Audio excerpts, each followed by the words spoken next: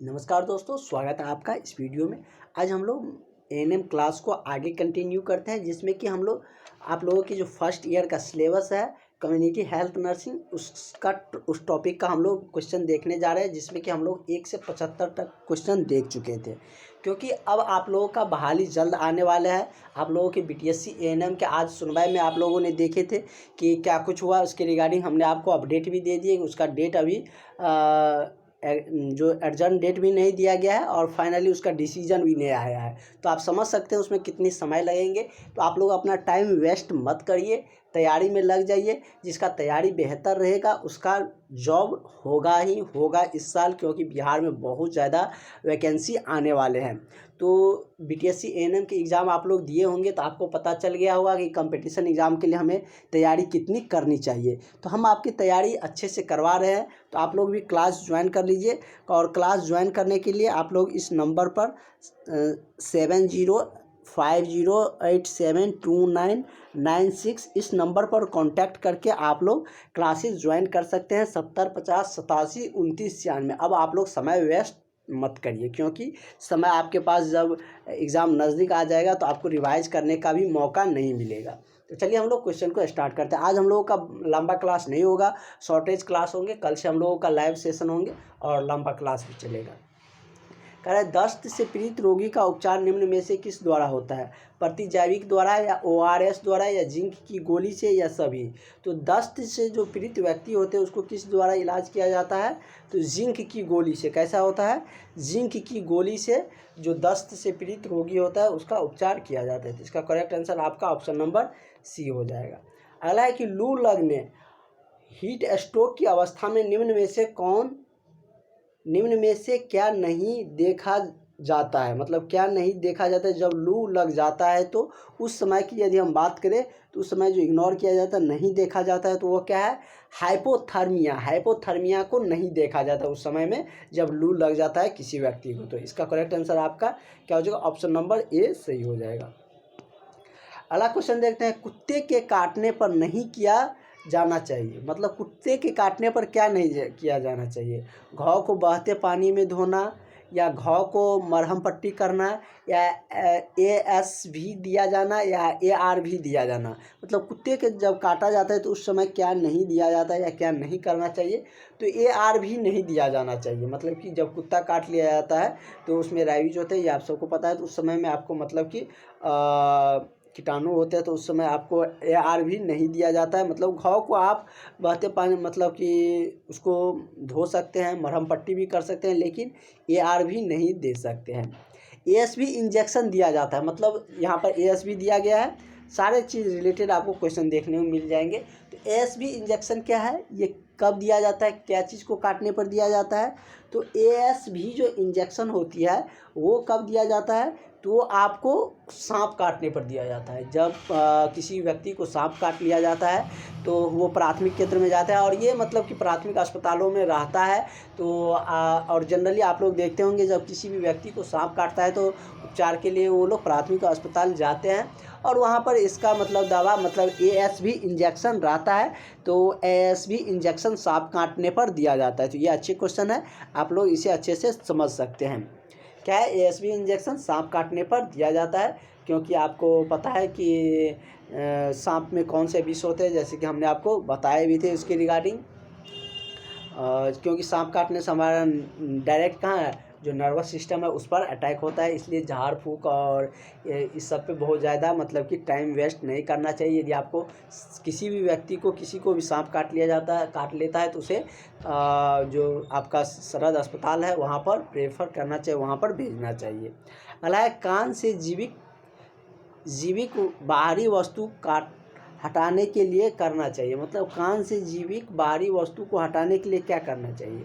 तो कान से जीविक बाहरी वस्तु को हटाने के लिए यदि हम करें तो क्या मतलब वैक्सीन कान में भी डालना मतलब डाल सकते हैं, या तेल कान में डालना, या चिमटी से पकड़ना। मतलब कि कान में जब जीविक बाहरी वस्तु हटाने के लिए मतलब कि कोई जीविक बाहरी वस्तु मतलब कान में चल जाता है तो वैसलीन को कान में डालकर निकाल सकते हैं। तेल कान में डालकर भी निकाल सकते हैं, क्योंकि वैसे आपको पता है कि मान के चलिए कि आप किसी घड़ा या कोई गिलास है, उसमें आपको उंगलियां नहीं जा रहे हैं, कोई चीज़ उसमें है, छोटा सा चीज़ गिर गया है, कोई वस्तु है, उसको आप निकालिएगा तो क्या पानी दीजिएगा तो वो अपने आप ऊपर आ जाएगा, है ना। इसी तरीके से कान में कोई बाहरी वस्तु चल जाता है तो आप ये नहीं कि कान में आप उंगली नहीं जा रहा है तो आप पानी डाल दिए, उसमें आप तेल डालिए। तो ऐसे आप लोग सरसों का तेल कान में बहुत बार यूज भी किए होंगे, तो वो डालने से आपका मतलब कोई मतलब साइड इफ़ेक्ट भी नहीं होंगे, और वो जो बाहरी वस्तु आपके चल गए कान में वो बाहर भी निकल सकते हैं, या छोटा सा चिमटी है तो उसे भी पकड़ कर निकाल सकते हैं, तो ये सभी हो जाएगा। ये तो सिंपल सी आप लोग समझ सकते हैं। ज़्यादा क्रिटिकल होता है तो आपको डॉक्टर के पास जाना ही पड़ता है। कह रहे हैं कि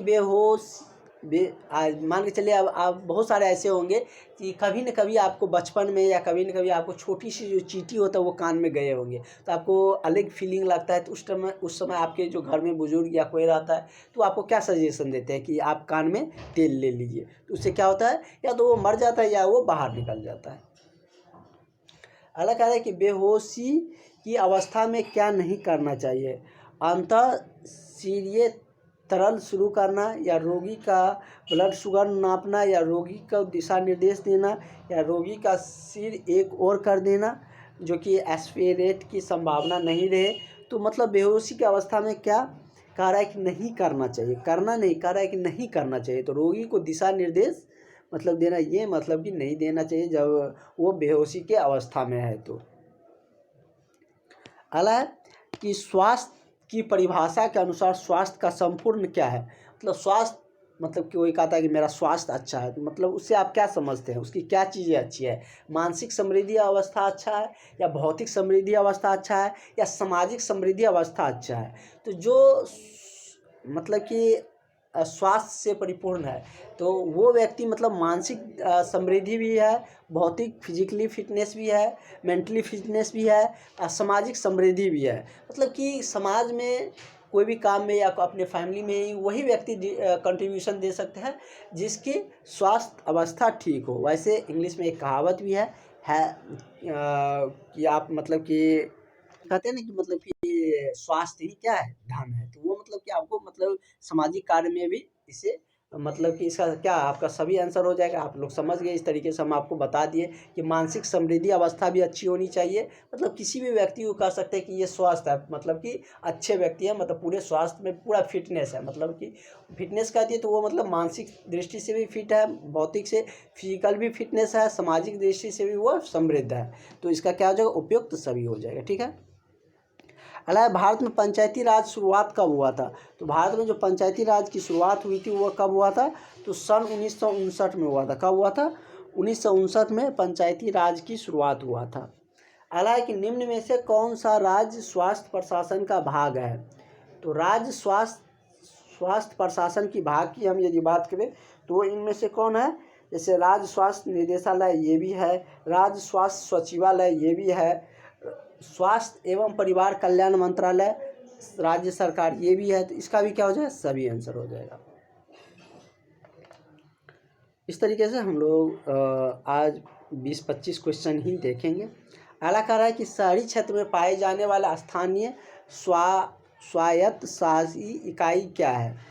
इकाई नहीं है, जिला परिषद या नगर पालिका, नगर परिषद या नगर निगम। तो क्या नहीं है, तो आपका जिला परिषद शहरी क्षेत्र में नहीं होते। वहाँ पे क्या होता है, वहाँ पे आपको मेयर देखने को मिलता है, मेयर का चुनाव होता है ना शहरी क्षेत्र में। और ग्रामीण क्षेत्र में क्या होता है, जिला परिषद ये सब होता है। और शहरी क्षेत्र में मेयर जिसे नगर पालिका कहते हैं, नगर निगम, नगर पालिका, नगर परिषद ये सब कहाँ होता है, शहर में होता है। जिला परिषद आपको ग्रामीण क्षेत्र में देखने को मिलते हैं।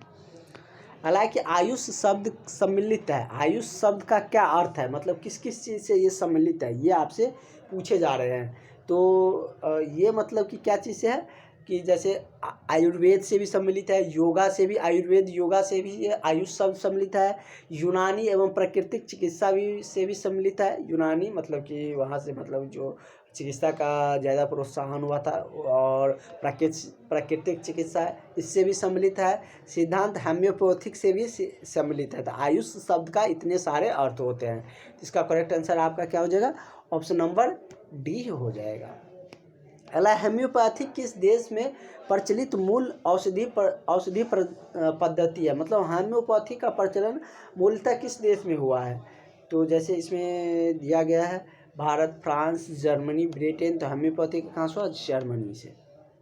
अगला है कि और आयुर्वेद हम लोग के यहाँ से हुआ था। अगला कह रहा है कि नगर पालिका अध्यक्ष का चुनाव किया जाता है। नगर पालिका अध्यक्ष का चुनाव कौन करता है? जनता द्वारा या प्रधान द्वारा या पार्षदों द्वारा? तो नगर पालिका अध्यक्ष की जो चुनाव करता है वो पार्षद के द्वारा किया जाता है। किसके द्वारा? जो शहरी क्षेत्र में होंगे उसे पता है, जो ग्रामीण क्षेत्र में होंगे उसे आपको ये पता होंगे। जैसे कि प्रमुख होता है तो उसका कौन मतलब कि चयन करता है? मतलब कि आप तो वहाँ पर वोट डालने नहीं जाते, जो समिति होता है वो उसको वोट देता है। उसी तरीके से जो नगर पालिका का अध्यक्ष होता है उसको परिषद के द्वारा वोट दिया जाता है। ठीक है। अगला करें, केंद्रीय स्तर पर नर्सिंग स्वास्थ्य सेवा निम्न में से किस मंत्रालय के अधीन कार्य करती है? तो केंद्रीय स्तर पर जो नर्सिंग स्वास्थ्य सेवा होती है वो आपके किसके अंतर्गत कार्य करती है? तो स्वास्थ्य सेवा महानिदेशालय के अंतर्गत। किसके? तो स्वास्थ्य सेवा महानिदेशालय के अंतर्गत। अगला है कि सामुदायिक स्वास्थ्य नर्स द्वारा समुदाय में निम्न में से कौन सी प्रकार की स्वास्थ्य सेवा प्रदान की जाती है? उन्नात्मक या रोकथामक या उपचारात्मक या उपयुक्त सभी? इसमें क्या किया जाता है? मतलब कि उन्नात्मक भी किया जाता है, रोकथामक भी किया जाता है और उपचारात्मक भी किया जाता है। तो इसका भी क्या हो जाएगा? ऑप्शन नंबर डी हो जाएगा। फिर एसवी वाला क्वेश्चन आ गया। हम आपको बता रखे हैं कि इसी टॉपिक से आपको एसवी वाला क्वेश्चन देखने को मिलेंगे, अदरवाइज दूसरे टॉपिक से आपको नहीं मिलेंगे। अगला क्वेश्चन कह रहा है कि केंद्रीय सरकार स्वास्थ्य योजना कब शुरू हुआ? केंद्रीय सरकार द्वारा स्वास्थ्य योजना कब शुरू हुआ था? तो ये 1954 में हुआ था। कब हुआ था? 1954 में केंद्रीय सरकार स्वास्थ्य योजना शुरू किया गया था। अगला क्वेश्चन है कि निम्न में से, और कल से आप लोगों का लाइव क्लासेस चलेंगे, सारा उसमें आप लोगों का ऑप्शन मिलेगा, कमेंट्स भी कर सकते हैं, सारा कुछ आप लोग वहाँ पर कर सकते हैं। अगला कह रहा है कि निम्न में से आयुष प्रणाली के अंतर्गत सम्मिलित चिकित्सा पद्धति क्या है? तो आयुष प्रणाली के अंतर्गत सम्मिलित चिकित्सीय पद्धति की हम बात करें तो वो क्या है आपका?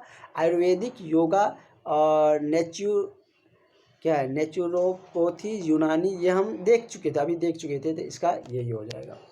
अभी ऊपर में ही इससे रिलेटेड क्वेश्चन थे। अगला क्वेश्चन कर रहा है कि राष्ट्रीय ग्रामीण स्वास्थ्य मिशन के अंतर्गत सृजित व्यवस्था कार्यकर्ता पद है, क्या है? मतलब राष्ट्रीय ग्रामीण स्वास्थ्य मिशन के अंतर्गत सृजित स्वास्थ्य कार्यकर्ता पद किसे माना जाता है, किसे कहा जाता है?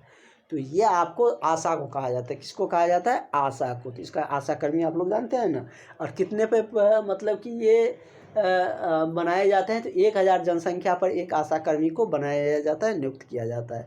उसका क्या कार्य है ये आप लोग भली बात ही जानते हैं। जहाँ से क्वेश्चन बनने वाला है वो सारा कुछ हम आपको बताते चलेंगे।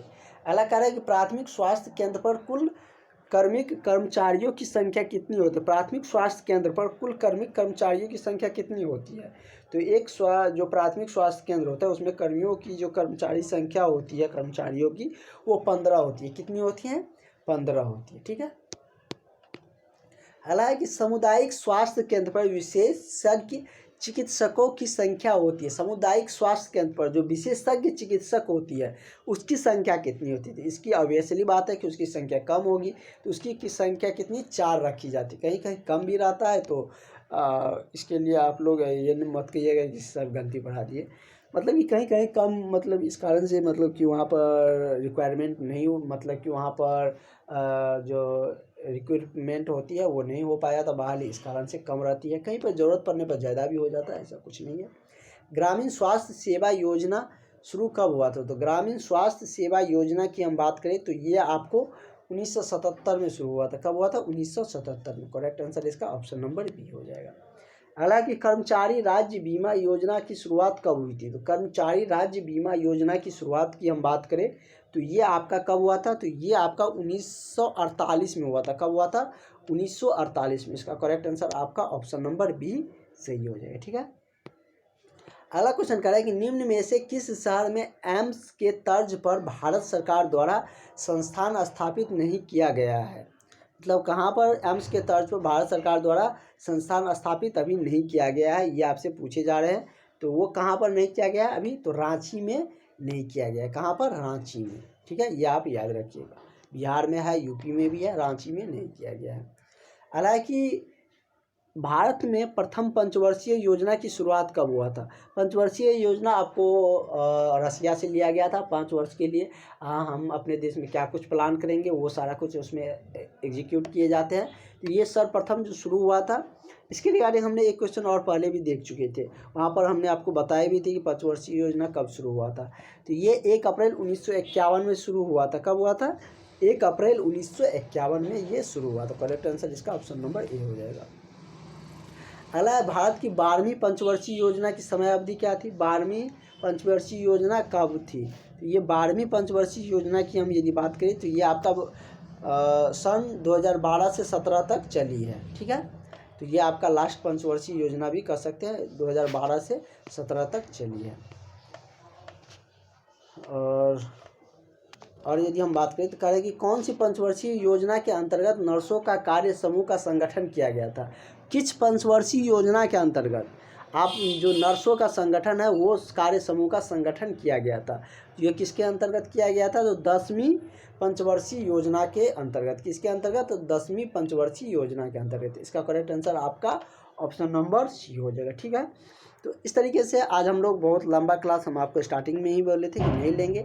आज आप लोग बीटीएससी के जो डिसीजन थे उसका इंतज़ार कर रहे थे, तो आप लोग देख ही लिए। उसके रिगार्डिंग हमने आपको सारी अपडेट भी बता दिए हैं।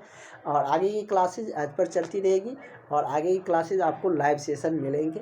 वहाँ पर आपको सारा कन्फ्यूजन जो भी रहेंगे वो भी हम लोग देखेंगे। और इस टॉपिक का और क्वेश्चन बच रहे हैं, उन सारे क्वेश्चन को हम लोग पहले कवर करेंगे।